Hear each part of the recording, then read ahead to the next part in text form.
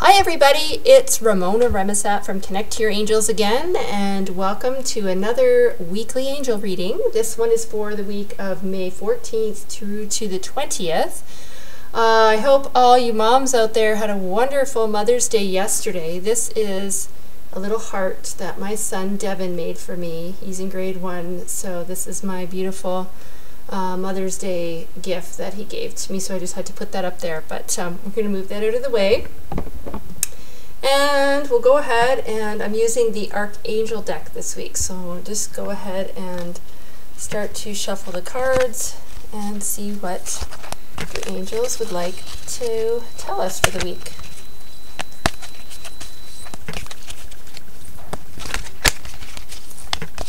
Alright, we'll start with this one.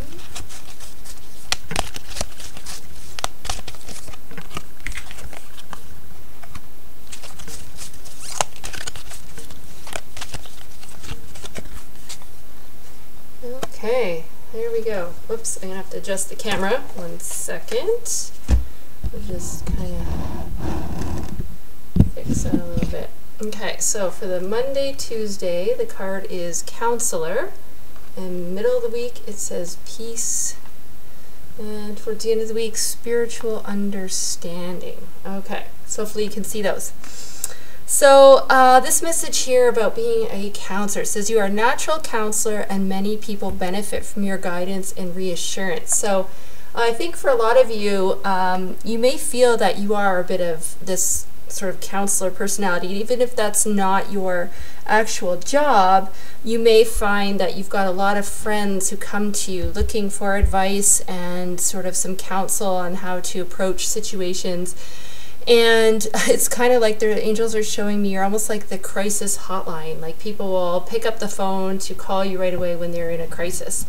And they turn to you for that guidance and that support, which is wonderful. But the message about this is about taking care of yourself so that you are not taking on all of that energy as well, because it can really sort of wear you down, get you fatigued. You can experience sort of a bit of, toxins that you take on from the situations that you're dealing with. So what they would like to remind you is about the process called shielding. And shielding is very simple to do. You just simply call on Archangel Michael and say, Archangel Michael, I call upon you now.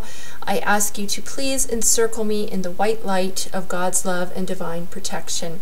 Again, though, you can use whatever color you're comfortable with. If you want to layer them, you can. You can ask for white light and then wrap that in another color, like pink or purple, whatever resonates with you. But yeah, it's a really good idea to get into the habit, and I feel like a broken record because I've said this before, but it is very important to get into the habit of shielding yourself. And especially if you actually are a counselor or work in a healing profession, whether you're a teacher, a counselor, psychologist, nurse, anything in healthcare, this is especially important for you because a lot of people in those fields suffer from burnout.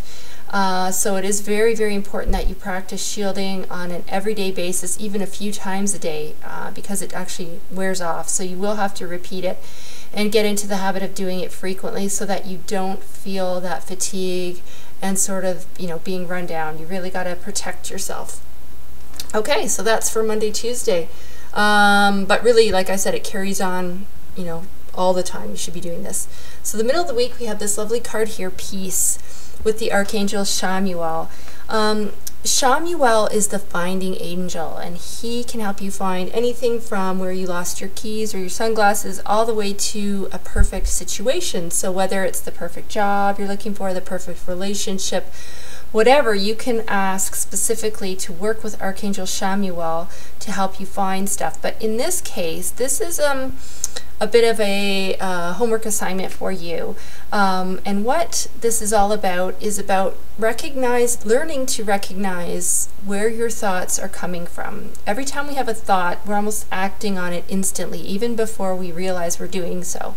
And unfortunately, what happens is most of the thoughts that we're acting on are from our subconscious, and our subconscious thoughts are often ego-driven. They are thoughts that are fear-based. So I'm just trying to think of an example, would be, you know, when you want to, maybe you're thinking about maybe going back to school and taking something new, but the voice in your head is telling you, oh, I'm too old for that, it's going to cost too much money, it's going to take too long, all these sort of negative thoughts that pop up, or fear-based thoughts, because, you know, fear is about getting out of your comfort zone and doing something that you're not comfortable with or not used to doing.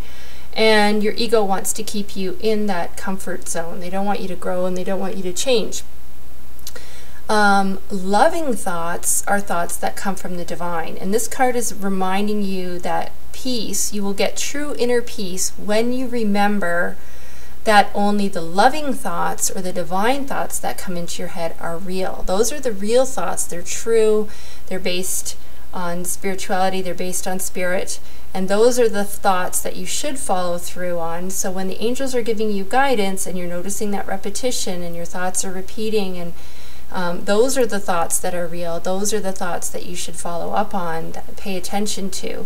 So over the next little while, when a thought pops into your mind, before you immediately start acting on it, stop for a moment and just think, okay, where is this thought coming from? Is it from my ego or is it from spirit?